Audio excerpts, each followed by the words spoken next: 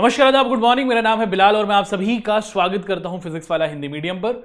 हम लोग अपनी क्लास 10th के प्यारे बच्चों के साथ बात कर रहे हैं और क्लास 10th के प्यारे बच्चों के साथ बात करते हुए एक बहुत ही आपका इंटरेस्टिंग चैप्टर है दोस्तों, उसको हम लोग अपनी आज की इस क्लास में आप सभी के साथ डिस्कस करेंगे।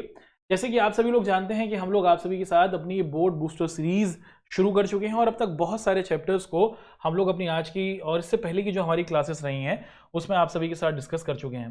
हमारी ये क्लास दोस्तों बहुत ही ज़्यादा इंटरेस्टिंग, बहुत ही ज़्यादा ज्ञानवर्धक और बहुत ही ज़्यादा महत्वपूर्ण होगी।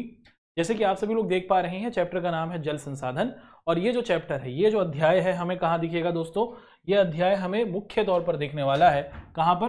भूगोल के अंदर। कहाँ पर दिखेगा दोस्तों? जो आपका भूगोल या फिर जैसे हम लोग ज्योग्राफी कहते हैं, वहाँ पर दिखेगा। तो अधिकतर बच्चों की डिमांड थी, सर जो हमारा जल संसाधन वाला चैप्टर है इसे कंप्लीट करा दीजिए। आपके पेपर के अंदर आप देखते हैं कि यहाँ से बहुत अच्छे सारे सवाल बनने वाले हैं, तो इसीलिए हम लोग इस चैप्टर को बहुत अच्छे तरीके से और बहुत गहराई के साथ समझने की कोशिश करेंगे। ठीक है, तो इंटरेस्टिंग चैप्टर है, एक प्यारा सा चैप्टर है, छोटा सा चैप्टर है और सवाल यहाँ से बनते हैं पेपर के अंतर्गत। तो इसको हम लोग आपके साथ अब शुरू कर लेते हैं। आप लोगों को क्या करना है दोस्तों? आप लोगों को एक बात का ध्यान रखना है कि आपको हमारी इस पूरी की पूरी क्लास को देखना होगा, पूरा ध्यान रखना होगा।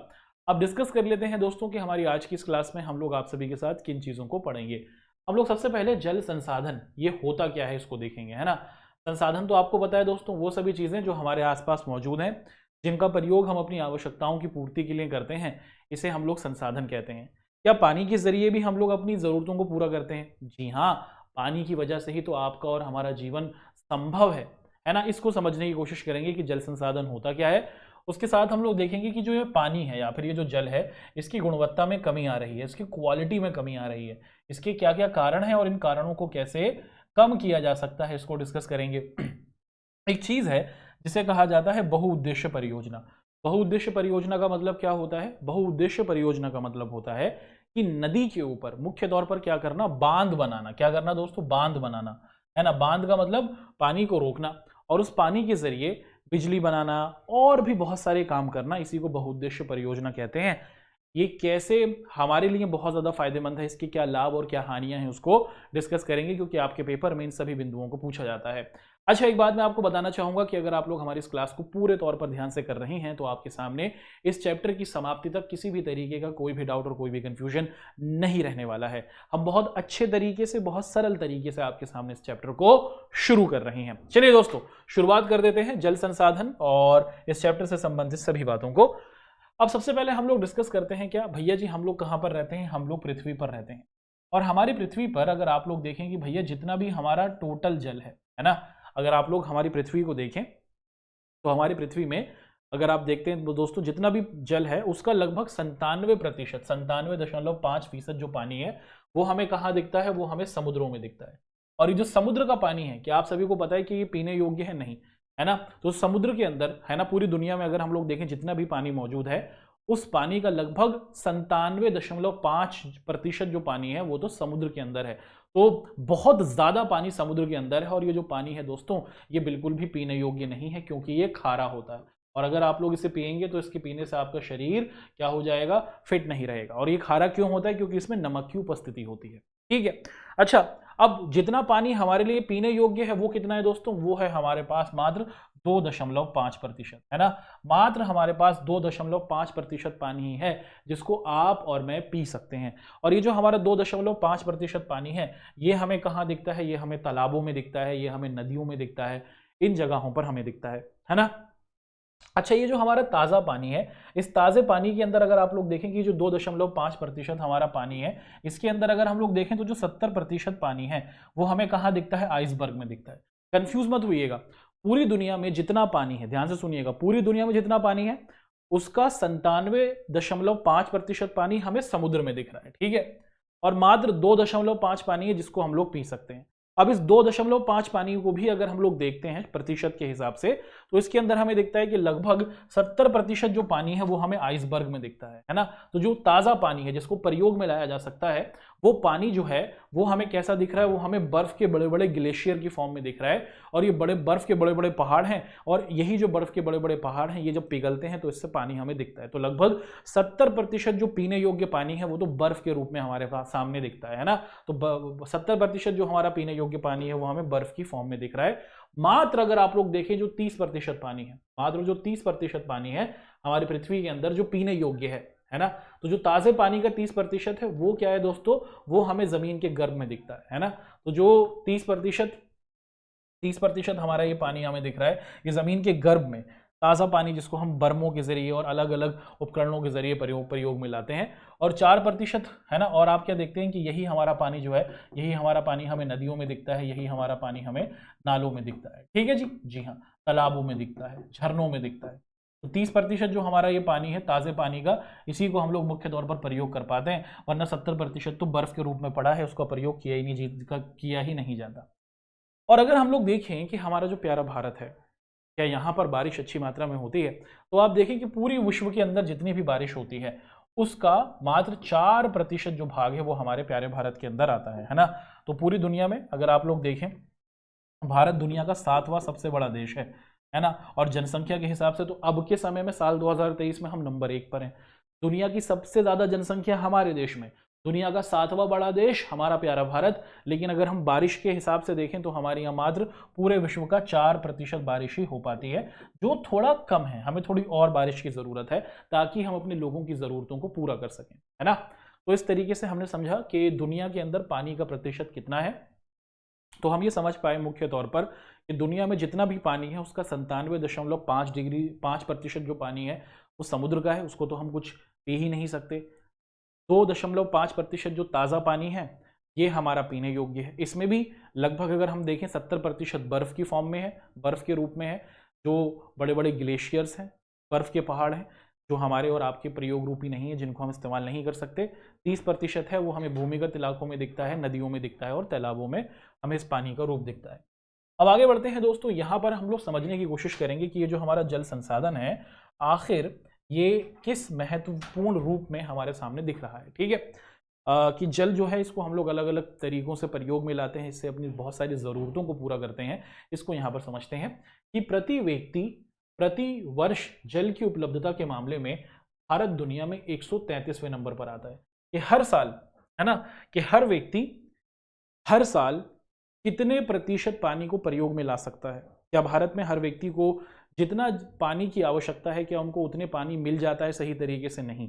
आपको पता है कि हमारा देश दुनिया का नंबर 1 वाला देश है जो जनसंख्या में है, और उसी के साथ आकार के हिसाब से हमारा देश दुनिया का 7वां सबसे बड़ा देश है। तो आकार भी बड़ा है और लोग भी आपको बहुत ज़्यादा दिखते हैं, इसी वजह से आप देख रहे हैं। और बारिश मात्र 4% हो रही है हमारे भारत में, इसी वजह से आप लोग देखते हैं कि हमारे देश में हर व्यक्ति तक उचित मात्रा में, सही मात्रा में पानी नहीं पहुंच पाता है। और इसके अंतर्गत अगर हम लोग देखें कि हमारा देश दुनिया के अंदर जो लिस्ट है उसमें 133वें नंबर पर आता है, तो हमारे देश में हर व्यक्ति तक पानी की उपलब्धता अच्छी मात्रा में नहीं है। हर व्यक्ति तक जितना उसे पानी की आवश्यकता है 1 साल के अंदर, उतना पानी उन्हें नहीं मिल पाता। अगर मिलता भी है तो वो पानी हमें दूषित रूप में दिखता है। उसी के साथ अगर देखा जाए दोस्तों कि ये एक अनुमान है, क्या अनुमान है कि भैया साल 2025 तक आते आते भारत उन देशों में शामिल हो जाएगा जहां पर पानी की कमी होगी। ये जो मानचित्र आप विश्व का देख रहे हैं, इस मानचित्र के अंदर अगर आप लोग ध्यान से देखें दोस्तों, तो आप ये देख पाएंगे कि इस मानचित्र में लाल लाल जो देश आपको दिख रहे हैं ना आपको, जी हाँ, ये जो लाल लाल कंट्रीज आपको दिख रही हैं, ये सारी कंट्रीज कौन सी हैं? ये सारी कंट्रीज वो हैं जो मुख्य तौर पर जहां पर पानी की समस्या साल 2025 तक आप देखेंगे कि होगी। और हमारा प्यारा भारत भी आपको इसी कैटेगरी के अंदर आता हुआ दिख रहा है ना। जनसंख्या बढ़ती जा रही है, पानी जो हमारे पास है पीने योग्य वो बहुत कम है, 30% ही है जो हमारी नदियों में है, तालाबों में है, झरनों में है और ज़मीन के अंदर है। और ये जो 30% पानी है इसका भी सही तरीके से हम प्रयोग नहीं कर रहे हैं, इसको भी बर्बाद कर रहे हैं। इसी वजह से ये अनुमान लगाया है साइंटिस्ट ने कि साल 2025 एक ऐसा समय होने वाला है कि भारत के अंदर बड़े स्तर पर पानी की कमी होगी और बड़े स्तर पर पानी की मारामारी होगी। और आपको पता होना चाहिए कि भारत के बहुत से ऐसे इलाके हैं जहाँ पर, बहुत से ऐसे हमारे शहर हैं और राज्य हैं जहाँ पर पानी की किल्लत अभी से स्टार्ट हो चुकी है। तमिलनाडु के अंदर जो चेन्नई शहर है वहाँ पर पानी की ज़बरदस्त किल्लत है, वहाँ की जो कावेरी नदी है वो सूख चुकी है। ऐसे ही जो देहरादून शहर है वहाँ पर भी पानी पूरे स्तर पर आप देखते हैं कि बहुत ही कम स्तर पर पहुँच चुका है। तो भारत जैसे बड़े देश में जहाँ पर जनसंख्या इतनी ज़्यादा है वहाँ पर पानी की ज़बरदस्त तौर पर आप देखते हैं कि किल्लत है। इसको कम कैसे किया जा सकता है? हमें क्या तरीके अपनाने होंगे जिसके ज़रिए हम लोग हमारे देश के अंदर ये जो पानी की कमी हो रही है और भविष्य में ऐसा हो सकता है कि हम लोग पानी के लिए दर-बदर भटकें, हम लोग पानी की तलाश में ही अपना पूरा पूरा दिन निकाल दें। इस समस्या को हम लोग कैसे कम कर सकते हैं, यहाँ पर ये समझने की ज़रूरत है। अगर आप लोग देखें दोस्तों, एक शब्द आपके सामने लिखा गया है जिसे कहा जा रहा है जल दुर्लभता। और जल दुर्लभता का मतलब क्या होता है, अगर हम लोग समझते हैं, दुर्लभ का मतलब क्या होता है दोस्तों, दुर्लभ का मतलब होता है ना, अद्भुत, या फिर हम लोग क्या कह सकते हैं कि मुख्य तौर पर कम, है ना। ये जो पानी है भैया, ये धीरे धीरे हम लोग देख रहे हैं कि हम लोग वैसे ही हमारे पास कम है, और अगर हमने इसका सही तरीके से प्रयोग नहीं करा तो आप देखते हैं कि आने वाले समय में इसकी कमी बहुत बड़े स्तर पर होने वाली है। तो क्या करें ऐसा जिसके ज़रिए हम लोग पानी की इस कमी को कम कर सकते हैं, उसे डिस्कस कर लेते हैं। हम देखते हैं कि जो पानी है वो हमारे जीवन के लिए बहुत ज़रूरी चीज़ है। जी हाँ, पीने के लिए, हमें जीवित रहने के लिए पानी की ज़रूरत है, कपड़े धोने के लिए, नहाने के लिए, खाना बनाने के लिए, हर एक काम करने के लिए हमें पानी की ज़रूरत है, घर बनाने के लिए हमें पानी की ज़रूरत है। हमारे सारे के सारे जो दैनिक काम है वो अधिकतर क्या है दोस्तों, पानी से ही टिके हुए हैं। हमारी फैक्ट्रियों में बनने वाला सामान हो, हर जो हमारा आर्थिक क्रिया कार्य है वो भी, उसमें भी हमें जल की यानी कि पानी की ज़रूरत पड़ती है।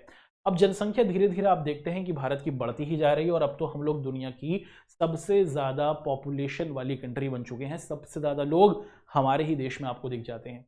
और इसी वजह से आप लोग देखें कि जो हमारा भूमिगत जल है, भूमिगत जल का मतलब जो हमारे ज़मीन की गहराई में पानी है ना, उसे हम लोगों ने क्या किया दोस्तों, पानी को इतना ज़्यादा खींच निकाला है कि अब वो कमी, हमें पानी भूमिगत हमें जो है वो कमी दिखती है भूमिगत जल के अंतर्गत। पहले अगर आपको ज़मीन से पानी निकालना होता था तो आप क्या करते थे, आप मात्र 20 मीटर ही क्या करते थे, खुदाई करते थे, और आराम से आपको क्या निकल जाता था, पानी निकल जाता था। अब तो 120 मीटर, और उसी के साथ साथ आप लोग देखते हैं दोस्तों कि 200 मीटर तक की खुदाई करनी पड़ जाती है, और बड़े स्तर पर आप लोग देखते हैं कि खुदाइयाँ की जाती हैं, तब जाकर पानी निकल पाता है। क्योंकि पानी का जो लेवल है वो धीरे धीरे आप देख रहे हैं कि वो कम होता जा रहा है। जनसंख्या बढ़ती जा रही है, लोगों की प्यास बढ़ती जा रही है, हमें काम करने के लिए, फैक्ट्रियां चलाने के लिए, अपनी ज़रूरतें पूरी करने के लिए पानी की ज़रूरत है। और इसी वजह से जो हमारा अंडरग्राउंड वाटर है, जो हमारा भूमिगत जल है, वो धीरे धीरे आपको कम होता हुआ दिख रहा है। और क्या वजह है कि हमारे यहाँ जो पानी है उसकी कमी हो रही है, जल की दुर्लभता हो रही है, इसको समझने की कोशिश करते हैं।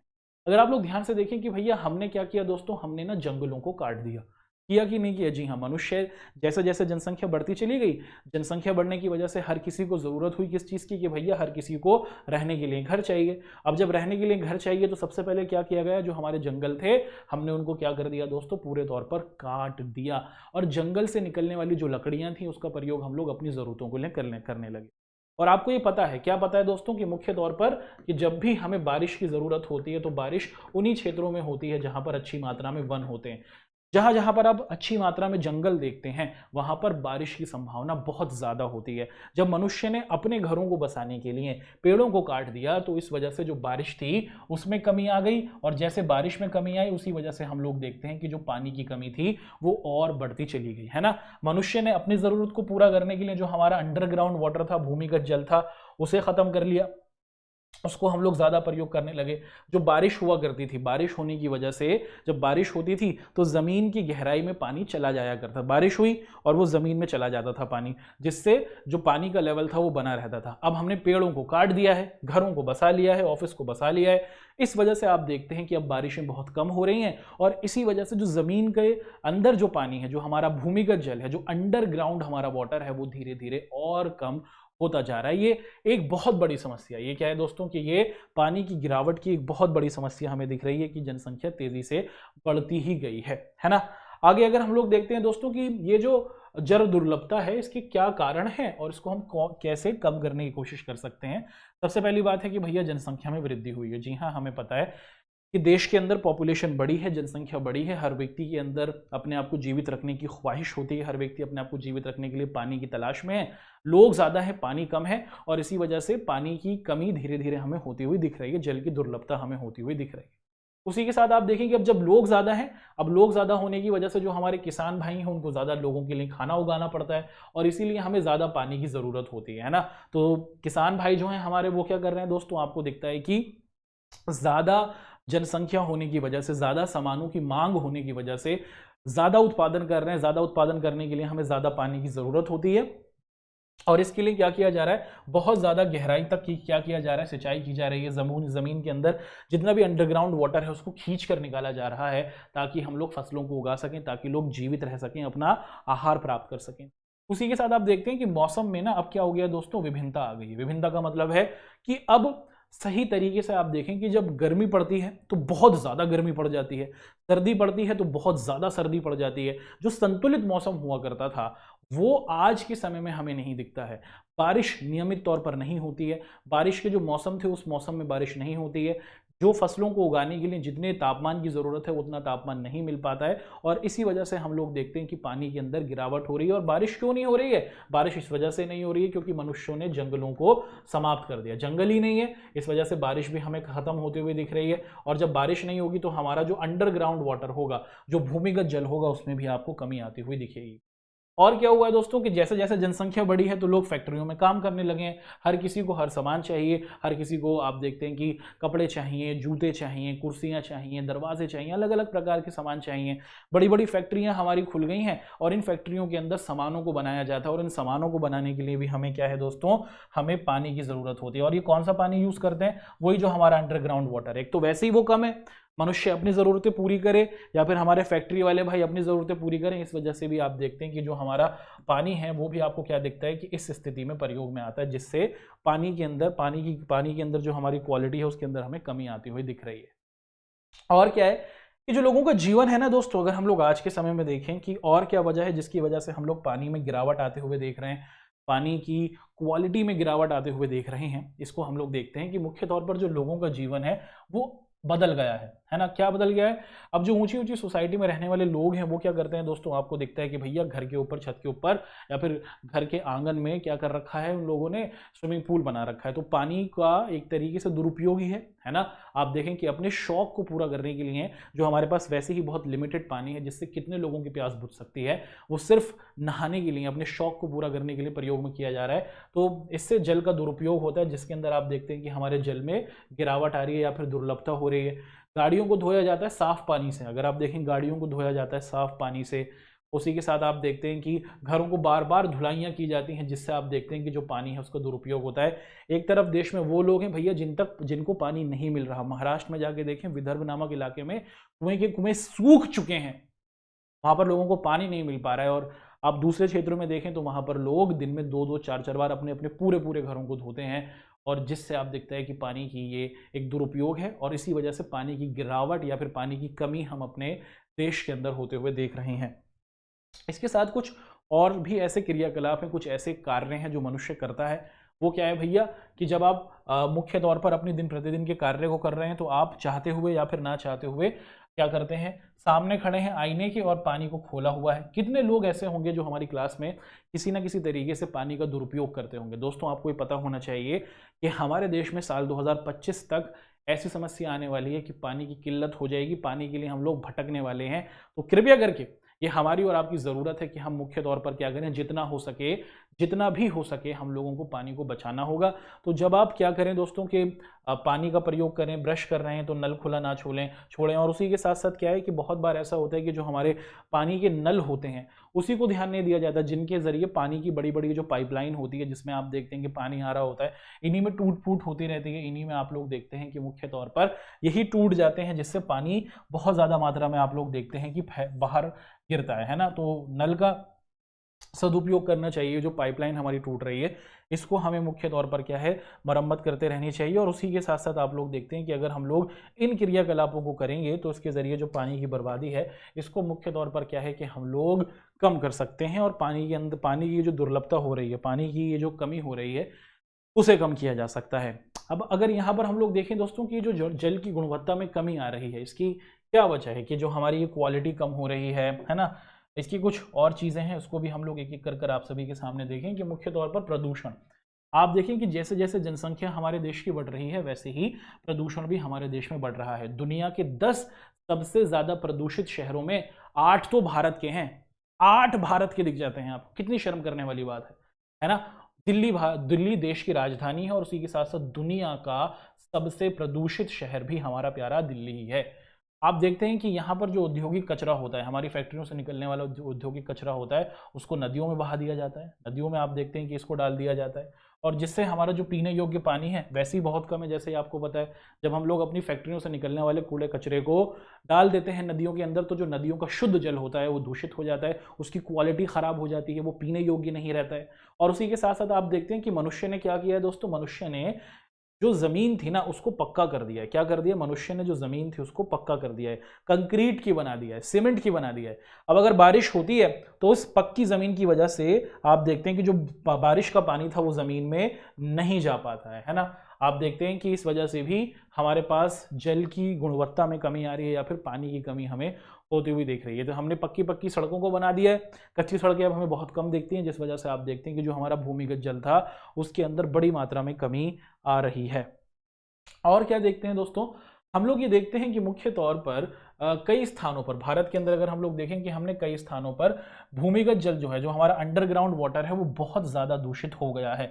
बहुत ज़्यादा दूषित आप देखते हैं कि भारत के बहुत से इलाकों में हमारा अंडरग्राउंड वाटर हो गया है, और आप देखें कि वो इतना ज़्यादा प्रदूषित हो गया है, हमारा जो ज़मीन से निकलने वाला पानी है कि वो पीने योग्य नहीं है। ये जो पानी आप इस टैप से निकलते हुए देख रहे हैं, ये जो आप पानी इस नल से निकलते हुए देख रहे हैं कि ये पीने योग्य है, ये भाई ज़मीन से ही निकल रहा है। लेकिन ये इतना दूषित कैसे हुआ? ये इतना दूषित इस वजह से हुआ क्योंकि जो हमारी नदी नालों में निकलने वाला पानी था वो नदियों में गया, वही नदी का पानी फिर ज़मीन के अंदर रिसता चला गया, और उस वजह से आप देखते हैं कि जो पानी अब हम पीने के लिए प्रयोग में लाने की कोशिश कर रहे हैं वो पूरे तौर पर प्रदूषित हो चुका है।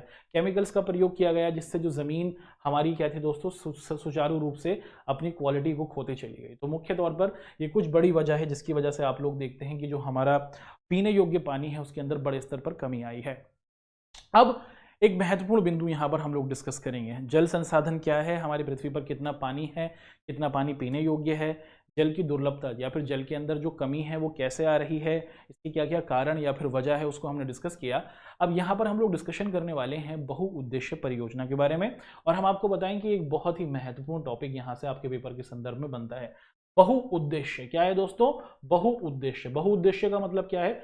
बहुउद्देश्य का मतलब होता है दोस्तों कि मुख्य तौर पर एक ऐसी चीज जिससे एक नहीं बहुत सारे उद्देश्य हों, कोई ऐसी चीज जिसको बनाने का सिर्फ एक उद्देश्य ना हो, एक वजह ना हो, इसके जरिए बहुत सारी चीजों को किया जाता है। किसी चीज को बनाने की बहुत सारी वजह, उसी को हम लोग बहुउद्देश्य कहेंगे। अब यहां पर आप लोग देख पा रहे हैं बांध बहुउद्देश्य परियोजना, कि नदी के ऊपर क्या किया जाता है दोस्तों, आप देखते हैं कि जो हमारे नदी नाले हैं और उसके ऊपर, नदियों के ऊपर मुख्य तौर पर मनुष्य क्या करता है दोस्तों, बांध बनाता है। क्या करता है? नदियों के ऊपर मनुष्य बांध बनाता है। और बांध का मतलब क्या होता है दोस्तों? बांध का मतलब होता है बांध देना, सच में बांध देना। जैसे आप बांधते हैं ना किसी चीज को, बांध का मतलब क्या होता है भैया? बांध देना, पानी को बांधना, पानी को रोकना, है ना। तो मुख्य तौर पर देखते हैं कि भारत के अंदर और दुनिया के अलग अलग देशों के अंदर जो हमारी नदी है, जो नदी बह रही होती है, उसको क्या किया जाता है, उसका जो पानी होता है ना उसे बांधा जाता है, या फिर आप लोग क्या देखते हैं, या फिर आप लोग देखते हैं कि उस पानी को रोक दिया जाता है ना।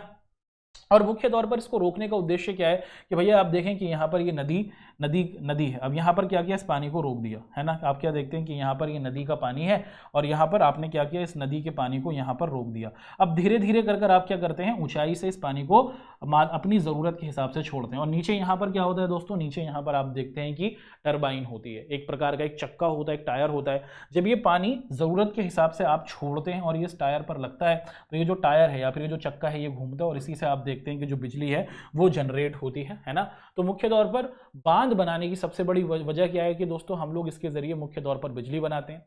इसके साथ साथ इससे बाढ़ भी बचती है और इससे सिंचाई भी की जाती है। कैसे? चलिए कि कर हम लोग आपके साथ डिस्कस कर लेते हैं। बहुउद्देश्य परियोजना क्या है, इसको हम लोग देख रहे हैं, है ना। बहुउद्देश्य परियोजना का मतलब क्या हुआ, बांध बहुउद्देश्य परियोजना का मतलब क्या हुआ कि हम नदी के ऊपर पानी को बांध रहे हैं या फिर रोक रहे हैं। और बांध बनाने की बहुत सारी वजह है, बहुत से उद्देश्य हैं, इसीलिए इसे बांध बहुउद्देश्य परियोजना कहा। सबसे बड़ी वजह क्या है दोस्तों? सबसे बड़ी वजह तो हमने पीछे देख लिया कि इसके जरिए मुख्य तौर पर बिजली बनाई जाती है, बाढ़ भी नियंत्रित होती है, सिंचाई भी होती है। चलिए सिंचाई वाले पॉइंट को देखें।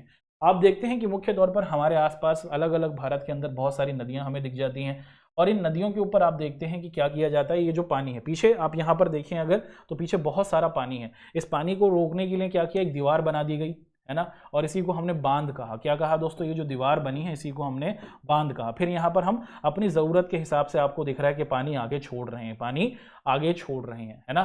तो सब आप क्या देखते हैं कि जो नदी होती है, नदियों के ऊपर क्या किया जाता है, एक दीवार बनाई जाती है या फिर पानी को बांध दिया जाता है, और फिर आप लोग क्या करते हैं, ये जो नदियों पर बना हुआ बांध होता है ना, इसमें क्या किया जाता है, ये जो पानी होता है फिर हम लोग क्या करते हैं, खेतों तक इस पानी को पहुंचाते हैं। तो खेतों के आसपास आपने क्या देखा होगा दोस्तों, खेतों के आसपास आपने नहर जरूर देखी होगी, या फिर आप लोग इसे किस नाम से पुकारते हैं, इंग्लिश में इसे कैनाल कहा जाता है ना।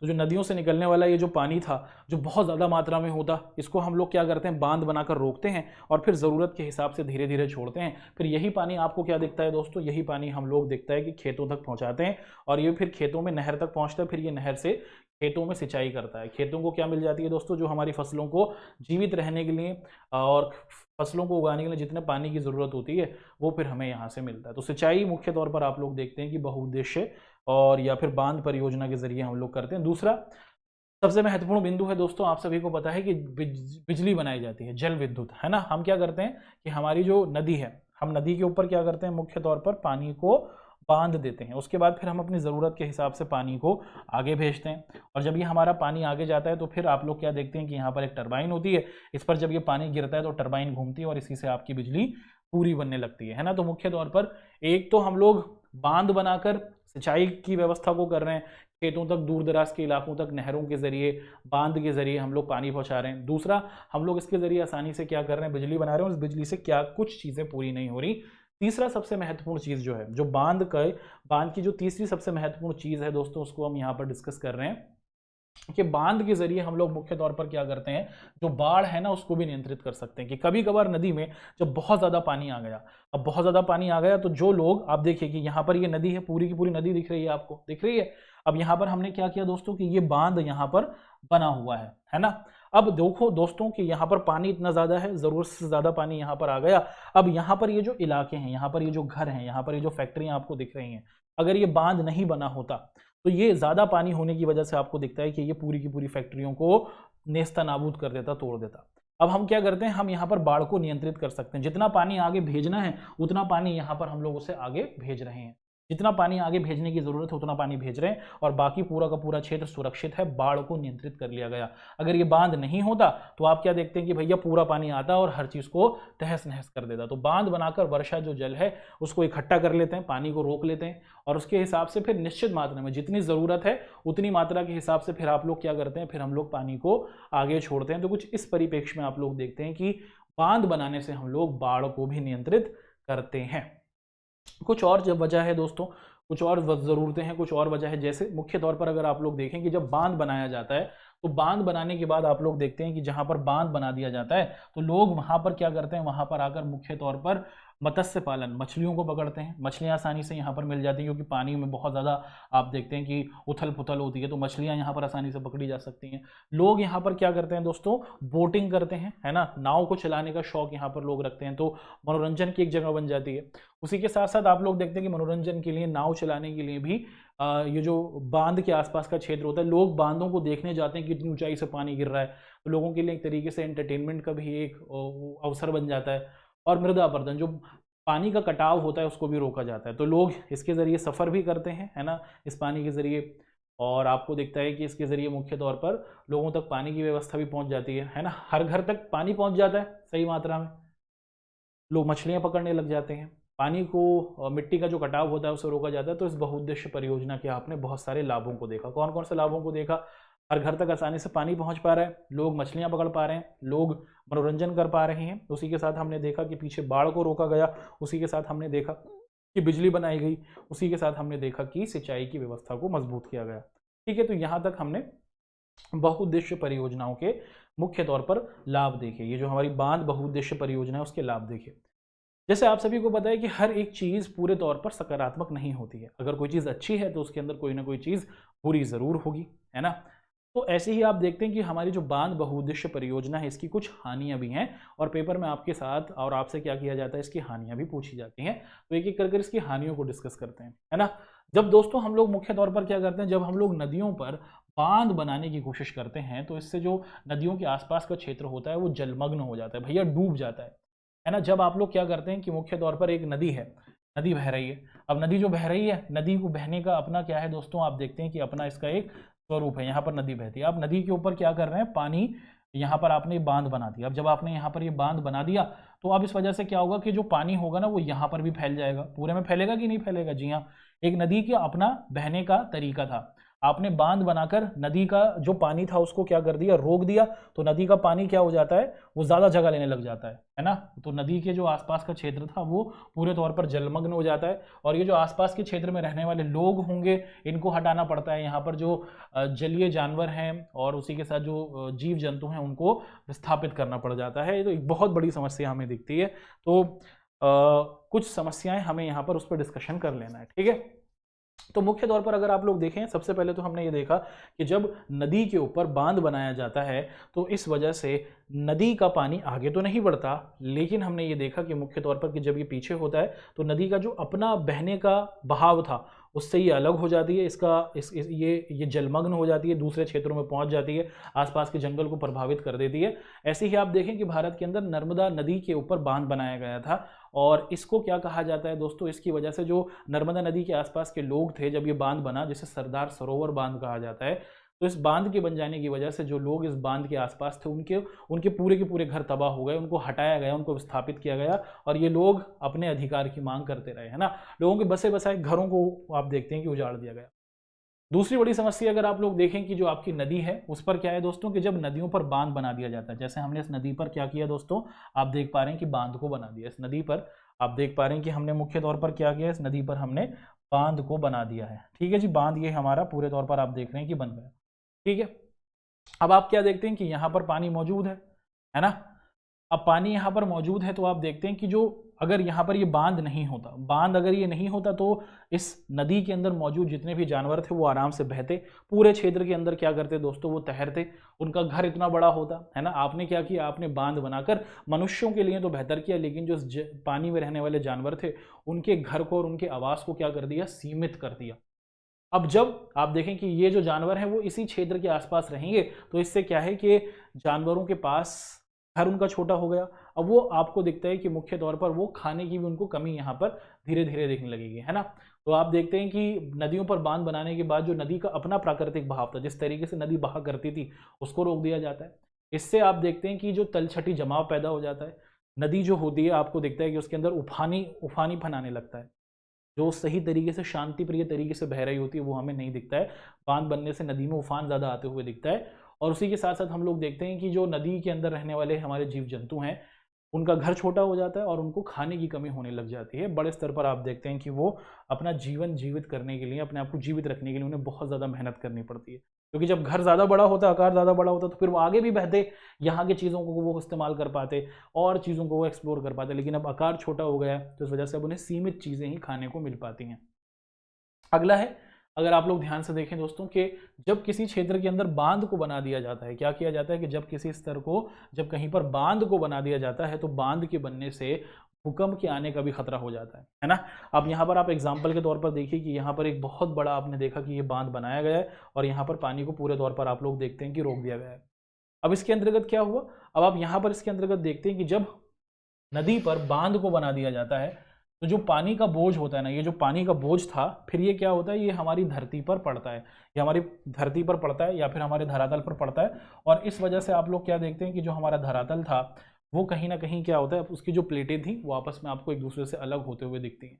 और इस वजह से आप लोग देखते हैं कि भूकंप भी आने की संभावना बढ़ जाती है। तो जब बड़े बड़े बांध बनाए जाते हैं और बांधों पर पानी को रोक दिया जाता है, इस पानी को रोकने की वजह से जब पानी धीरे धीरे छोड़ा जाता है तो वो बहुत ज़्यादा आपको दिखता है कि प्रेशर के साथ छोड़ा जाता है, या फिर पानी जब इकट्ठा रहता है उस जगह पर तो यहाँ पर बहुत ज़्यादा भार हो जाता है और यही भार फिर पृथ्वी की प्लेटों पर जाता है और ये जो प्लेटें होती हैं फिर वो आपस में एक दूसरे से अलग होती हैं, जिससे भूकंप आ जाता है। क्या हो जाता है दोस्तों, जिससे आप देखते हैं कि भूकंप आ जाता है।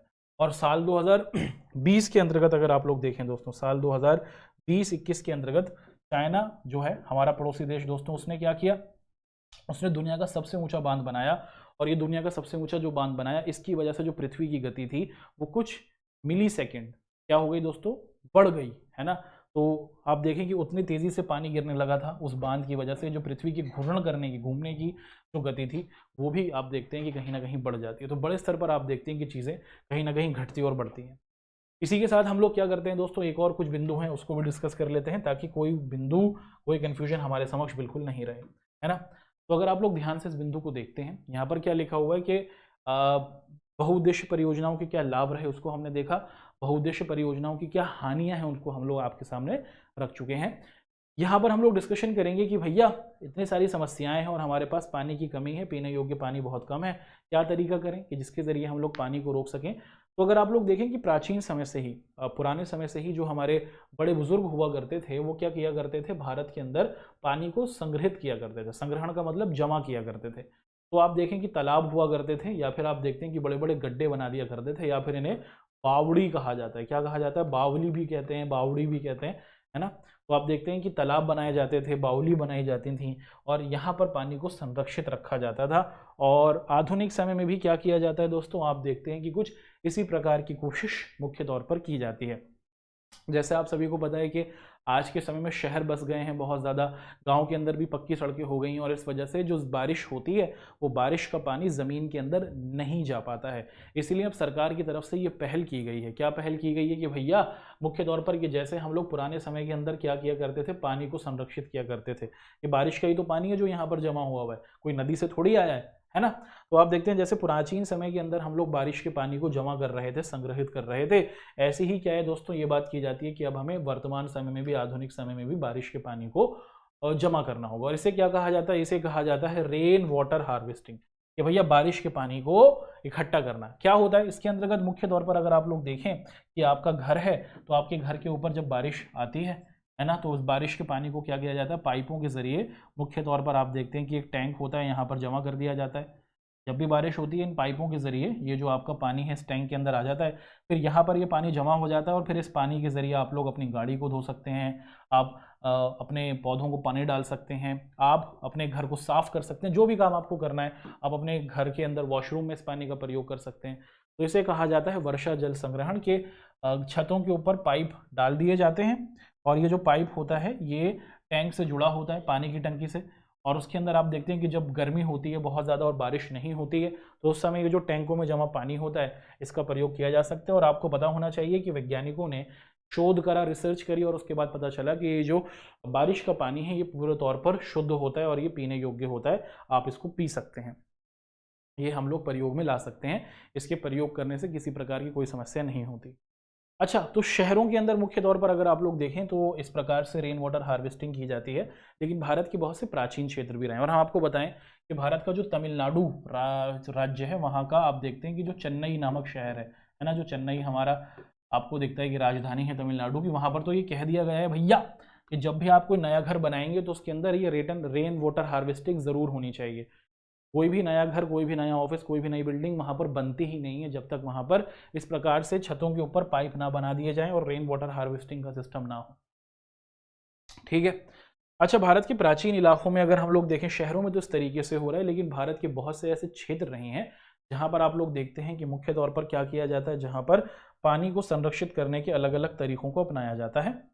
और एक एक कर हम लोग इन्हीं तरीकों के बारे में डिस्कशन करेंगे। तो सबसे पहले आप लोग देख पा रहे हैं कि भारत का जो राजस्थान का क्षेत्र है, क्योंकि वहाँ पर गर्मी बहुत ज़्यादा पड़ती है, मरुस्थलीय इलाका है, रेगिस्तानी इलाका है, यहाँ पर आप लोग देखते हैं कि टांक या फिर भूमिगत टैंक जिसे कहा जाता है, कुछ इस तरीके का वो होता है, आप देख पा रहे हैं दोस्तों। और यहाँ पर क्या किया जाता है कि जो यहाँ के ग्रामीण इलाके हैं, गाँव के इलाके हैं, मुख्य तौर पर बारिश के पानी को संरक्षित रखने के लिए वो इस प्रकार के टांक या फिर भूमिगत टैंक को बनाते हैं।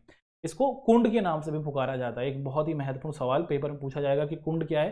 कुंड, इसे या फिर हम लोग राजस्थान के अंदर या फिर क्षेत्रीय भाषा के अंदर टांका या फिर भूमिगत टैंक भी कहते हैं। ये क्या होता है दोस्तों कि ये मुख्य तौर पर आपको दिखता है कि पानी का, बारिश का जो पानी होता है उसको इकट्ठा करने के लिए बनाया गया एक टैंक होता है, और आपको दिखता है कि सीमेंट से बने गड्ढे में किया जाए, गड्ढा कर दिया जाता है और उसको फिर सीमेंट की ईंटों से आप देखते हैं कि रोक दिया जाता है और फिर उसे ढका जाता है कि जब भी बारिश का पानी होगा वो यहाँ पर संरक्षित रखा जाएगा, है ना।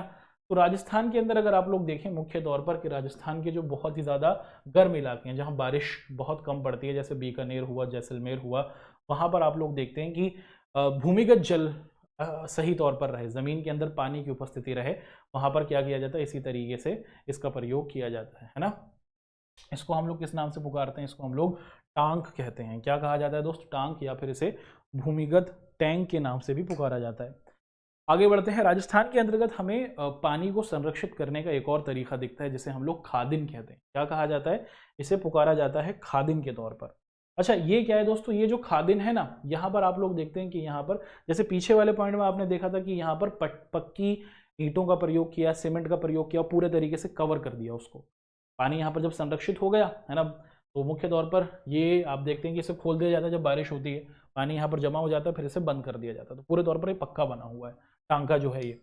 लेकिन जब हम लोग बात करते हैं किस चीज़ की, खादिन की, तो आप लोग क्या देखते हैं दोस्तों कि ये जो खादिन होता है ये मुख्य तौर पर आप लोग देखते हैं कि सबसे पहले आप देखते हैं कि ये एक तरीके से आप देखें कि सतह है, पृथ्वी की सतह है। आप क्या करते हैं कि इस पर ना ढलान बनाई जाती है, जैसे ढलान बना दी गई, ढलान है ना, जो सतह है पृथ्वी की सतह से ढलान बना दी गई, और इसी ढलान के आगे क्या कर दिया जाता है, एक छोटा सा आप देखते हैं कि गड्ढा बना दिया जाता है। खादिन क्या है, जो आपकी पृथ्वी की सतह, जो आपकी सतह है, जो आपका इलाका हुआ, उससे ढलान बनाई जाती है और उस ढलान के आगे एक गड्ढा बना दिया जाता है कि यहाँ पर लोग रहते हैं, यहाँ पर लोग रहते हैं। लोगों ने क्या किया, इसके आगे ढलान बना दी। ये आपको ढलान दिख रही है दोस्तों, है ना, ढलाव दिख रहा है, और इसके आगे फिर उन्होंने गड्ढा बना दिया। जब बारिश का पानी होता है तो बारिश का पानी सतह पर गिरता है, उसके बाद इस ढलाव की वजह से, ढलान की वजह से यहाँ पर आकर जमा हो जाता है। क्या है दोस्तों, यहाँ पर आकर जमा हो जाता है। अब इसी को क्या कहा जाता है, इसी को हम लोग खादिन कहते हैं, इसी को खादिन कहा जाता है। अब यहाँ पर पानी जमा हो गया, इस खादिन के पानी को क्या किया जाता है, छोटे छोटे पाइप के जरिए क्या होता है दोस्तों, आप लोग देखते हैं कि इस खादिन के अंदर जो जमा पानी होता है उसको मुख्य तौर पर क्या किया जाता है, फिर स्टोर कर लिया जाता है, यहाँ पर स्टोर कर लिया जाता है। तो जब बारिश होती है, बारिश हुई, सतह पर हुई, सतह के ऊपर हुई, तो यहाँ पर आपको ढलाव दिखा, ढलान दिखी, और ये जो ढलान आपको दिखी, आप देख पा रहे हैं कि यहाँ पर ढलान आपको दिखी, ये जो ढलान थी, इस ढलान की वजह से पानी यहाँ पर इस गड्ढे में आकर जमा हुआ, क्योंकि गड्ढा था। अब गड्ढे का ये जो पानी था, इसी को हमने खादिन के नाम से पुकारा। फिर यहाँ से पाइप के जरिए आप देखते हैं कि टैंक बने होते हैं, उन टैंकों के अंदर इस पानी को रख लिया जाता है। तो राजस्थान का जो जैसलमेर क्षेत्र है, जहाँ पर आप देखते हैं कि रेगिस्तान है, वहाँ पर इस प्रकार से चीज़ों को प्रयोग में लाया जाता है। एक और चीज़ है, भारत के राजस्थान में ही, भारत के रेगिस्तानी क्षेत्र राजस्थान में ही आप देखते हैं कि एक और प्रकार का तरीका होता है जिसे हम लोग जोहड़ कहते हैं। क्या कहा जाता है, खादिन भी राजस्थान में हो रहा है, और आप देख रहे हैं कि मुख्य तौर पर जोहड़ भी राजस्थान में हमें दिख रहा है, और टांक या फिर टांका ये भी हमें वहाँ पर दिख रहा है। जोहड़ क्या है दोस्तों, जोहड़ भी पानी को सुरक्षित रखने का एक तरीका होता है। और देखिए जोहड़ के अंदर मुख्य तौर पर क्या किया जाता है, एक बहुत बड़ा खुला गड्ढा है, आप देख रहे हैं ना, पूरे तौर पर ये खुला हुआ है। अब जब बारिश होती है तो बारिश का पानी क्या हो जाता है, यहाँ पर जमा हो जाता है। बारिश हुई तो जो बारिश का पानी था, आप देखते हैं कि दोस्तों यहाँ पर पूरे तौर पर बारिश का पानी जमा हो जाता है इस गड्ढे के अंदर। फिर आप यहाँ पर बारिश का पानी पूरे तौर पर जमा होते हुए देखते हैं। फिर यहाँ पर अगर आप लोग ध्यान से देखेंगे तो आपको दिख रहा है दोस्तों, क्या है कि यहाँ से आगे आपको दिखता है कि नालियाँ बनी हुई हैं। बारिश का पानी इस बड़े से गड्ढे में जमा हो जाता है, सीधा एकदम ही ऊपर से जब नीचे आता है आसमान से, और उसके बाद फिर यहाँ पर ये नालियाँ बनी होती हैं। इन नालियों के जरिए आप लोग देखते हैं कि क्या किया जाता है, इसका प्रयोग सिंचाई के लिए किया जाता है ना। तो जो एकदम गर्म इलाके हैं राजस्थान के, वहाँ पर आप लोग देखते हैं इस जोहड़ को बनाया जाता है। इस प्रकार से ये खुला हुआ क्षेत्र होता है, बारिश का पानी आता है, उसके बाद आप लोग देखते हैं कि यहाँ से ये जो नालियाँ आपको दिख रही हैं, इसके ज़रिए ही खेतों तक पहुँचाया जाता है, जिसके ज़रिए लोग पानी को सिंचाई के लिए या फिर अपनी ज़रूरतों को पूरा करने के लिए प्रयोग में लाते हैं। आगे बढ़ते हैं। भारत में राजस्थान में किस तरीके से पानी को संरक्षित किया जा रहा है वो तो हमने देखा, लेकिन भारत के कुछ और क्षेत्र भी हैं दोस्तों। वहाँ पर क्या किया जाता है, भारत के जो पूर्वोत्तर इलाके हैं वहाँ पर क्या किया जाता है कि वहाँ पर ना जो झरने हैं, नदियों और झरनों से निकलने वाला जो पानी होता है, उसे अपने यहाँ तक पहुँचाने के लिए, खेतों तक पहुँचाने के लिए क्या किया जाता है, आप देखते हैं कि ये लोग बांस जो होता है, बैम्बू जिसे कहा जाता है, बांस पता है ना आपको, तो ये बांस की लंबी लंबी आप देखते हैं कि जो बांस के लंबे लंबे डंडे होते हैं उसका प्रयोग करते हैं, है ना। जी हाँ, तो जैसे मान लीजिए कि जहाँ से पानी आ रहा है, देखिए कि जैसे मान लीजिए यहाँ से पानी आ रहा है, तो उसके आगे इनके पास पाइप तो होते नहीं है, ये पाइप का प्रयोग नहीं करते, ये बांस को ही क्या कर देते हैं, बिछा देते हैं। ऐसे बांस को बिछा दिया जाता है, आप देख पा रहे हैं कि ये बांस बिछा हुआ है, बांस को बिछा दिया जाता है, इससे पानी रिसता हुआ क्या करता है, आगे बढ़ता चला जाता है, और उसके बाद जो खेत होता है वहाँ पर आप देखते हैं कि पहुँच जाता है। और इसी प्रणाली को क्या कहा जाता है, इसी प्रणाली को हम लोग बांस ड्रिप प्रणाली कहते हैं, जो भारत के पूर्वोत्तर राज्य, मुख्य तौर पर मेघालय राज्य में हमें दिखता है। भारत का जो मेघालय राज्य है वहाँ पर बांसों के जरिए सिंचाई की जाती है, और जो बारिश का पानी होता है, बारिश का पानी हुआ, जमा हो गया किसी जगह पर, किसी गड्ढे में, तो उसको आप देखते हैं कि इस मुख्य तौर पर बांस प्रणाली, बांस ड्रिप प्रणाली के जरिए पहुंचाया जाता है पूरे तौर पर खेतों के अंदर, और इसके जरिए सिंचाई की जाती है और खेतों को मजबूत किया। और यहाँ पर हमने आप सभी के साथ ये जो हमारा जल संसाधन वाला चैप्टर है इसे बहुत अच्छे तरीके से रखा है ना। तो भूगोल के अंतर्गत एक बहुत ही इंटरेस्टिंग, बहुत ही ज्ञानवर्धक और बहुत ही ज़बरदस्त हमारा ये अध्याय था, जिसका नाम था जल संसाधन, जिसको हमने पढ़ा। आप सभी बच्चों ने सुझाव दिया था कि सर जी ये वाला चैप्टर भी करा दीजिएगा, तो हमने ये भी करा दिया और गोला बिल्कुल सही बनाया, ठीक है। तो दोस्तों क्या करते हैं, अब हम लोग अपनी क्लास को समाप्ति की ओर लेके जाते हैं। जल संसाधन ज्योग्राफी का ये जो हमारा अध्याय था, सिंपल सा अध्याय था, सवाल यहाँ से भी बनते हैं, तो इसको हमने किया। अब आप लोगों को सुझाव देना है कि आप लोग कौन सा चैप्टर कराना चाहते हैं। जैसे आप लोग पिछली क्लासेस में भी लिखते आ रहे हैं कि सर पॉलिटिकल साइंस का कराइए, इकोनॉमिक्स का करा दीजिए, तो जिस चैप्टर की सबसे ज़्यादा होगी डिमांड और जो आपके एग्जाम के संबंध में बहुत ज़्यादा महत्वपूर्ण है, उसे हम सबसे पहले कराएंगे, ठीक है। एग्जाम आपके एकदम आ ही गए हैं दोस्तों, तो अच्छे तरीके से अपनी पढ़ाई को करते रहिए और आप चैप्टर को लिख दीजिए जो आप चैप्टर कराना चाहते हैं। ज़रूर बताइए कि आपको हमारी क्लास कैसी लगी। आप लोगों से मुलाकात करेंगे अपनी नेक्स्ट क्लास में, और उसके अंतर्गत बहुत इंटरेस्टिंग तरीके से हम लोग आप सभी के साथ बहुत सारी चीज़ों को डिस्कस करेंगे, ठीक है। अब इसी आशा और उम्मीद के साथ कि आप सभी लोग अपना ध्यान रखेंगे, मैं आप लोगों से लेता हूँ विदा। आप लोगों का हमारे साथ जुड़ने के लिए बहुत बहुत धन्यवाद।